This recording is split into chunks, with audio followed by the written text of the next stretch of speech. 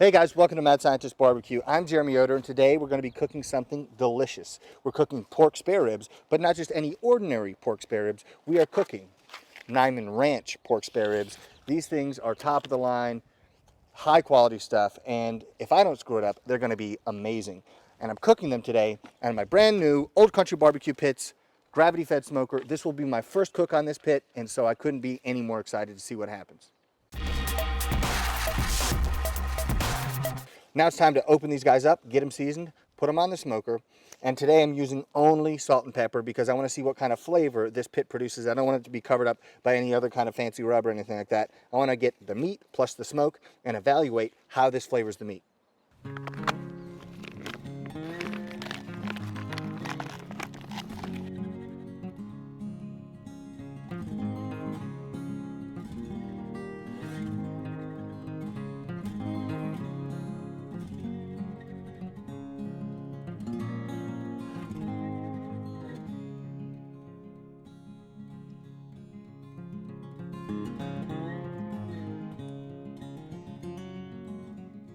Let me tell you about how I'm running the smoker today. I have it at 275 now, and what I've typically found is on the prototype of this thing that I had, what worked best for ribs was to cook at a higher temperature. Because there wasn't a ton of airflow, it can deal with more heat, and then you get better pullback on the bones and just a superior end product. So I think we're going to be doing kind of a hotter and faster rib cook today. I'll probably open up this valve over here, get it up to 300 degrees, and cruise like that. So I'll check after an hour. But we're throwing them in there, and I'm using hickory chunks today to flavor this pork.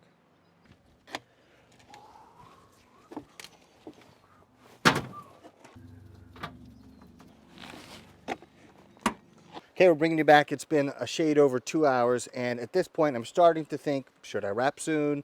But we have to examine the ribs to find out. And so what I'm looking for is color, and hopefully we're starting to get some pullback on the bone. And we'll just take a look at them, see if anything's burning. I don't think so. We've been holding rock steady at 300 degrees. I've checked it 5 or 6 times, and every single time 300, 300, 300, 300. It's a beautiful thing. The way I usually cook, I'm checking on that fire every 5 minutes, adding logs every 15 minutes or so. This is a welcome change of pace, so I'm excited about that. If this barbecue is great, I'll be even more excited. So let's check it out.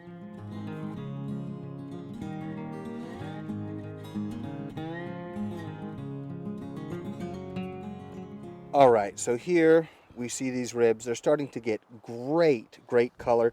We see starting some pullback on the bones, and then lots of moisture because we're rendering that fat really well. Okay, if this is going to taste as good as it looks now, I have extremely high hopes. To me, this is a beautiful looking rack of ribs. Probably another hour, then we wrap, and then we taste. I almost forgot. Now I'm going to start spraying these to make sure that they stay beautiful and nothing burns in here. But it doesn't look like anything's burning yet. We're just going to spray them and keep them nice and moist.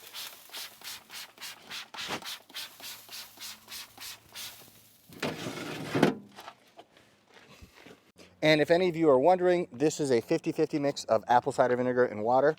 The water is because it helps moisten things.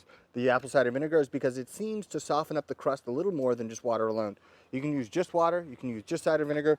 To me, the 50-50 ratio gives me the best bang for my buck. I'm, getting the effects of the vinegar without having to put straight vinegar in here. But, your mileage may vary. This is what I use. It's been a little over 3 hours at this point, and it's time to wrap these ribs up. We're trying to get them nice and tender. We've already gotten great fat render. I said fat render.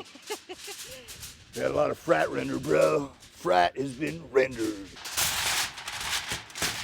It's been a little bit over 3 hours now, and so we have great color on the outside of these ribs, and we just want to get them tender. So I'm going to wrap them in foil, spray it with a little bit of the spray that we have, and wait until they're tender. So when you pick them up, it feels like they just kind of give. So probably, in my experience, another 60 minutes or so, because this thing has been pegged at 300, so it's not going to take too long to get them nice and tender.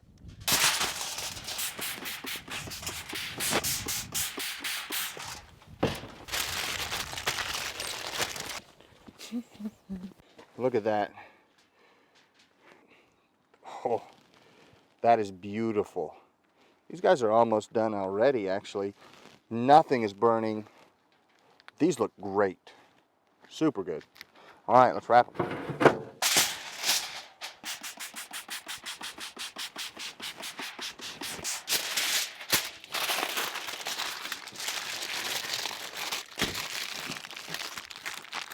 One thing to note, on those ribs, when you wrap them, you want the meat side facing down so it's there where the liquid pools, so it softens up anything that might have gotten a little crusty.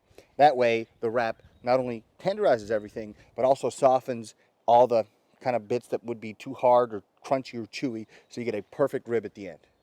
All right, so I just checked on these ribs. It's only been about 45 minutes, and they are done. So I'm gonna take one rack and just let it rest. The other, I'm gonna take out of the foil, put it back on the smoker, and just glaze it with some sauce. So we'll have one rack of ribs that's just salt and pepper and smoke.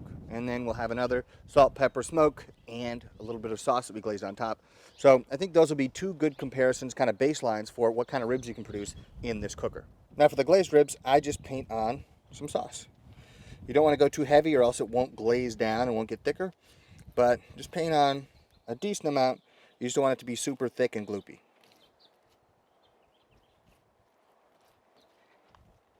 What? It's a heart goal. I'm gonna get some comments about that one. Yeah. At this point, we just put the ribs back in the cooker for 15 or 20 minutes just because we want that sauce to thicken and really set on the ribs. We don't want it to be gloopy and all kinds of stuff on people's face. We want just a sweet layer on the exterior, hopefully with that smoke layer underneath. In the meantime, we're gonna taste test these ribs after they've rested for about 10 minutes. Let's unwrap these now that they've rested and slice a couple off to see what they're like.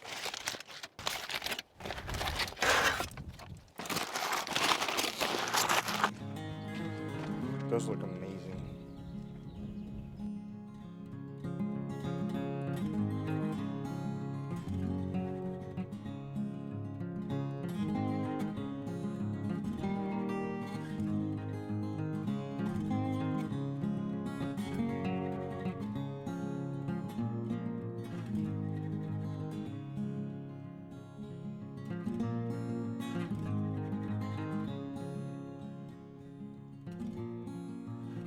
Here we go. Let's try this out. You see beautiful dark mahogany color on the outside.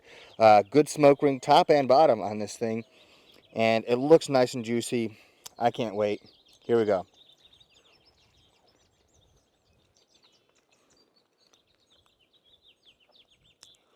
Man, that's good.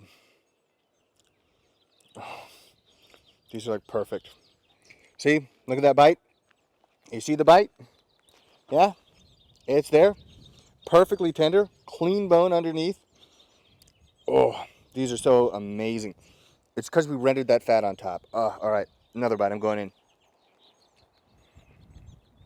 So good. Wow. Yeah, these are good. All right. I'm seriously considering using this thing as my dedicated rib cooker when I do events. This is good stuff. All right. That outside, so much great smoke flavor. Wow, great stuff. All right, I can't wait to try the ones with sauce. Those are going to be epic. Thor's mini hammer. Yes, yes. All right, the glazed ribs. They look pretty much identical, except a sheen has formed at the top because of the glaze.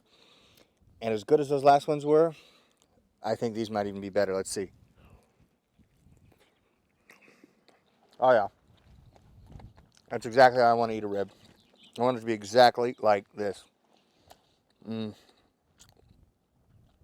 That is ridiculous.